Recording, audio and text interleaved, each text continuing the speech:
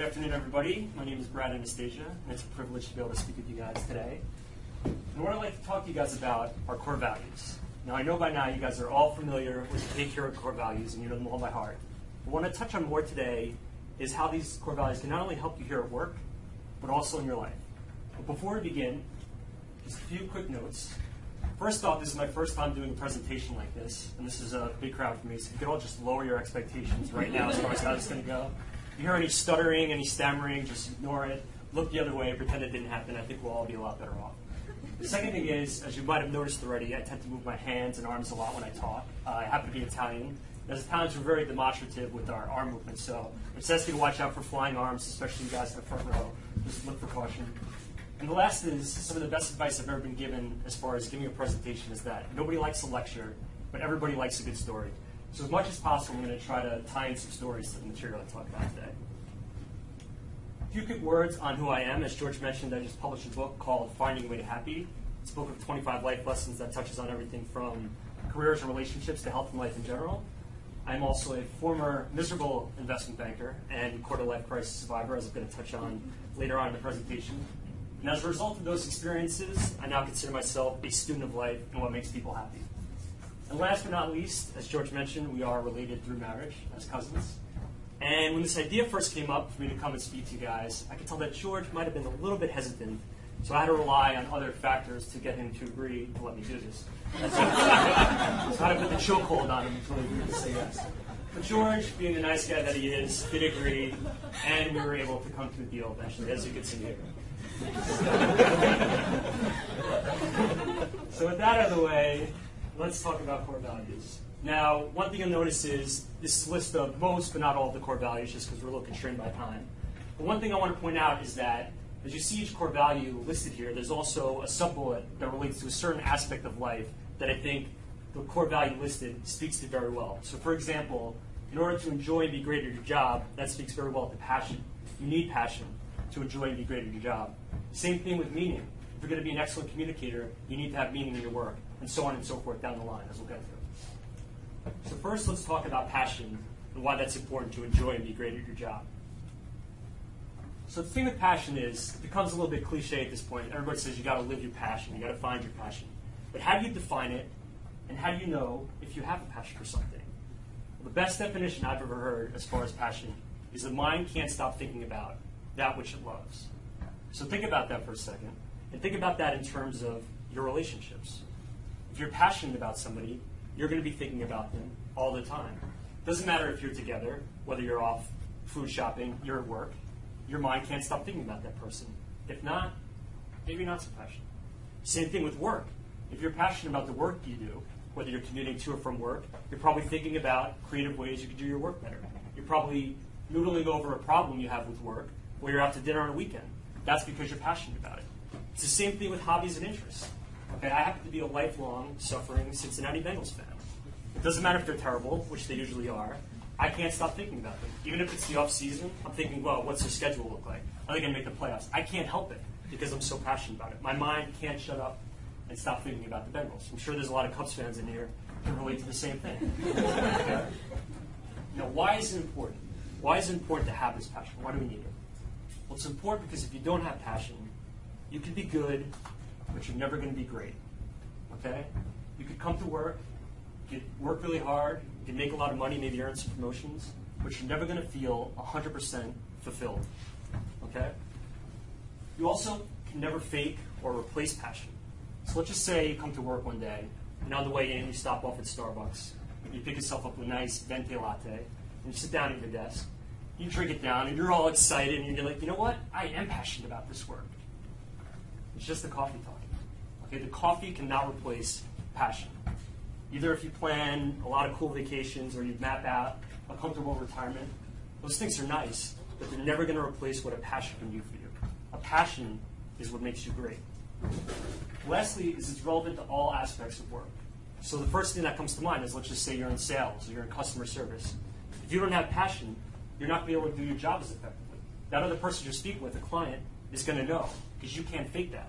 It's no different in product development. If you're not thinking about these products all the time, whether you're at work or outside of work, thinking about new creative solutions, the products aren't going to turn as well. Or HR. if you're interviewing somebody and that other person is sitting across from you and they're saying, you know what, this is the front line of the company who's interviewing me, and they don't even seem that enthusiastic about their work, why am I going to come work here? And vice versa. Why would you ever hire somebody to come work with you guys who doesn't show that potential to do the passion, the kind of work you have to do here? That's why it's important. You need passion to be great. Next is meaning. Okay? You need to have meaning in your work if you want to be an excellent communicator. So a mistake I've made in my life as far as finding meaning in work is thinking that if I need to find meaning in work, I have to work for a non-for-profit. Okay? I have to work for a charity that saves thousands of hungry children. I'm not saying these things aren't noble. Obviously, they are. But that isn't the only place you can find meaning. You can find meaning in any kind of work you do, as long as you believe it and as long as that belief is genuine. So maybe you find meaning in being a part of a growing company that's going to leave a great legacy. Maybe you find meaning in working for a company that gives back to the community. Or maybe you just find meaning in that the work you do makes people's lives easier. It doesn't matter what it is, as long as you believe it. Because if you believe it, you're going to be convincing, just like having a passion. Another thing is sometimes it's hard to find meaning in the work we do. So you may come to me and you may say, well, Brad, I really can't find the meaning in the work I do. One way to do that is to shorten the distance between the work you do and the impact it has. So I'll give you an example of that. So I'm going to call out Ryan. Where's Ryan? There he is, over there. So Ryan gave a really good example the last meeting I came to at kCura when he said that he was proactive about meeting with a client one-on-one, doing a training, and grabbing drinks with them, even though that was something he wasn't comfortable with. That's exactly what I mean, because when you do that and you're proactive about meeting a client one-on-one and getting direct feedback from them about what kind of job you're doing and how your work is helping them, that shortens the distance. It's the same thing with soliciting feedback surveys and really understanding what your clients are telling you about the job you're doing. Once you have that, once you have this tangible feedback that you can relate to, then when you sit back at your desk, the next few days, and you say, and you're doing your work, and you say, why am I doing this? What's the purpose of my work? You're going to have a good reason. You're going to shorten the distance and find out how your work's actually having an impact.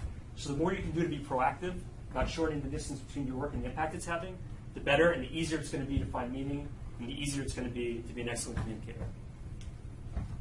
So next with truth. So holding yourself and your colleagues accountable. And I think one thing we can all agree on when it comes to truth and holding ourselves accountable is that mistakes are always going to happen. That's not even the question. None of us are perfect. The real question is, how are you going to handle things once a mistake is made? There's a number of different ways you can go here. Obviously, the best way is to be humble. Okay? I messed up. I was wrong. What can I do to make it better? By those simple phrases, you dissolve 99.9% of any situation by being humble like that. Second thing, not as good, is being elusive.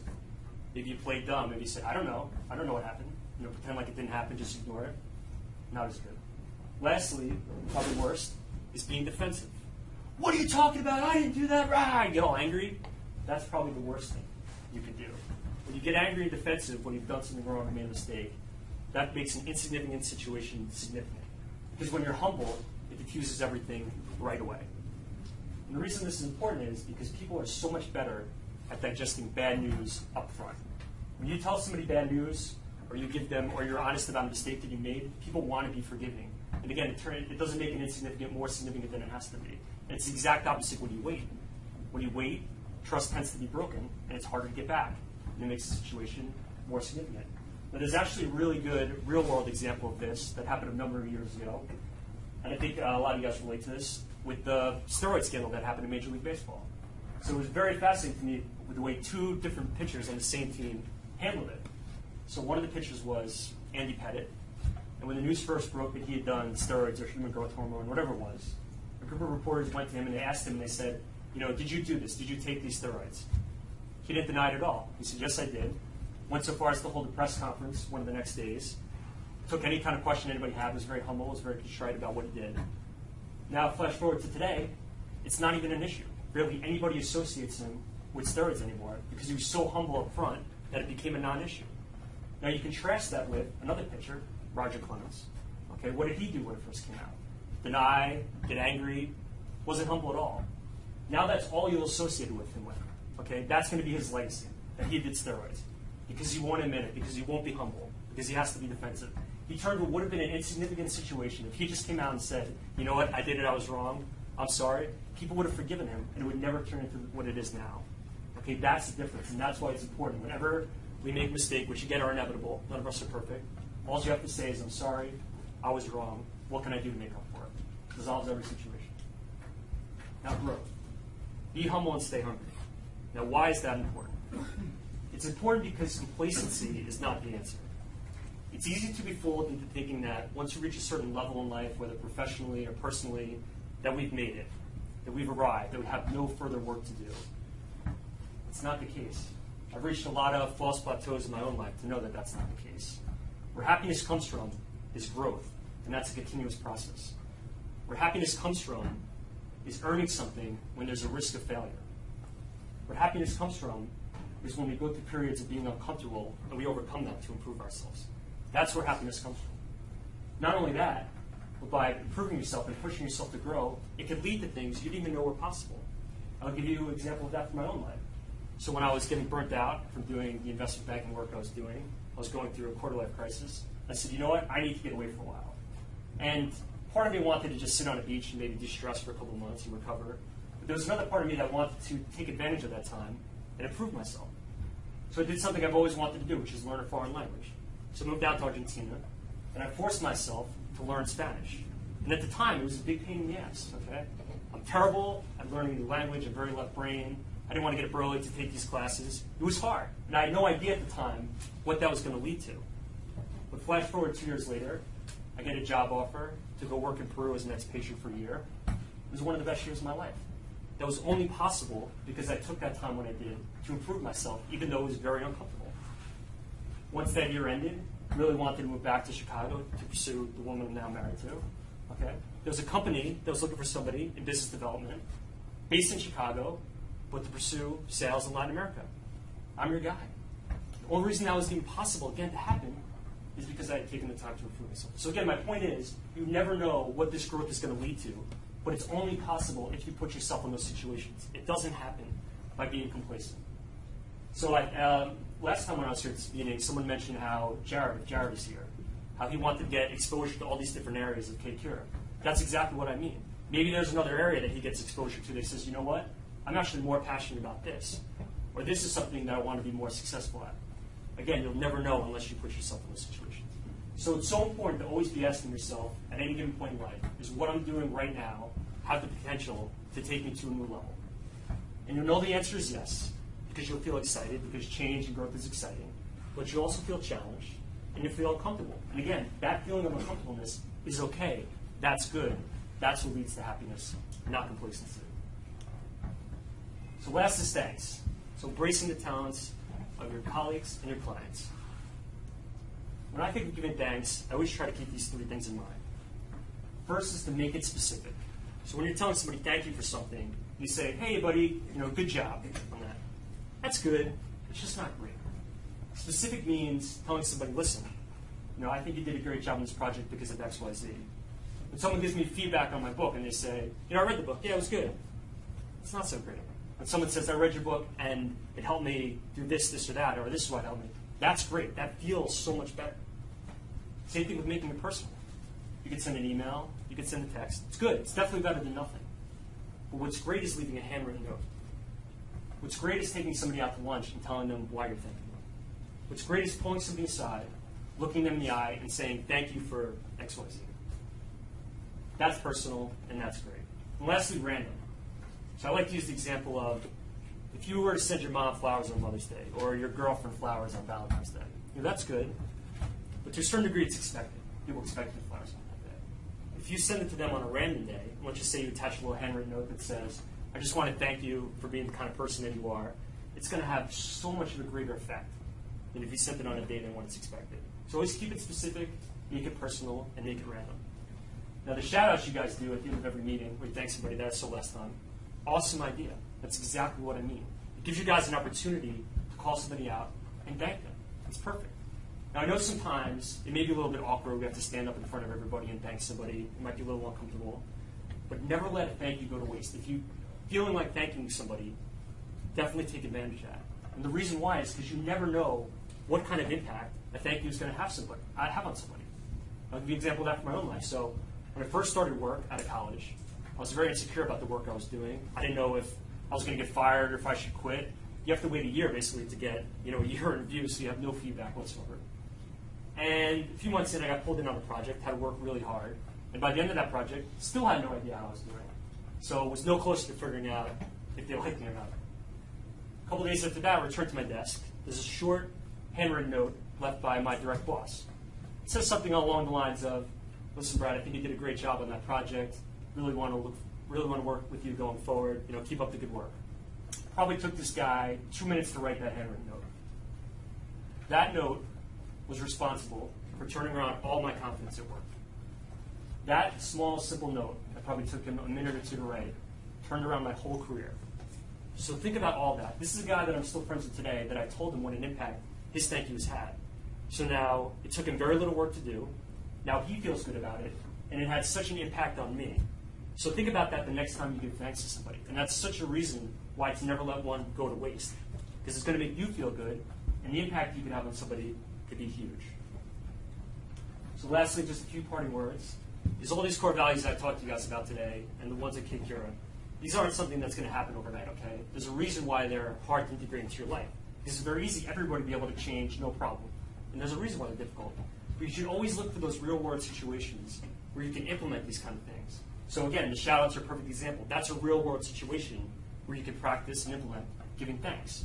Or doing those one-on-one trainings, or doing something that you're maybe naturally uncomfortable with, but forcing yourself to do it anyway. That's a real-world situation that's going to force you to grow.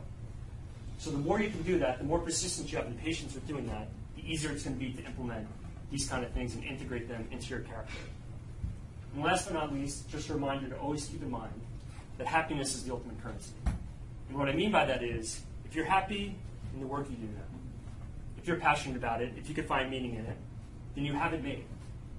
There's nothing that's going to be a trade-off for that you should ever trade for. There's no amount of money, there's no better title, there's no bigger office, there's no cooler location that's ever going to make up for being happy. Okay? Don't make the same mistake that I've made in my life multiple times, where I've traded happiness that I have in front of me right now for something like a bigger paycheck. It doesn't make any sense, because happiness is the ultimate currency we're all after. So if you have it, never trade it for anything. I just want to thank you guys all again for letting me come speak to you today. Again, the book is Finding Your Way to Happy, and George and kCura has been generous enough to get books for you guys. So if you do have the time to read it, I would definitely be flattered. And as a bonus, if you read it and you leave a review on Amazon, I will send you a bonus copy of the 20 Things You've Never Known About George, which is really good for blackmail, emotions, and embarrassing stories. So lastly, I have a website, bradanastasia.com. You can contact me through there or by email, Facebook, or Twitter. And that's it.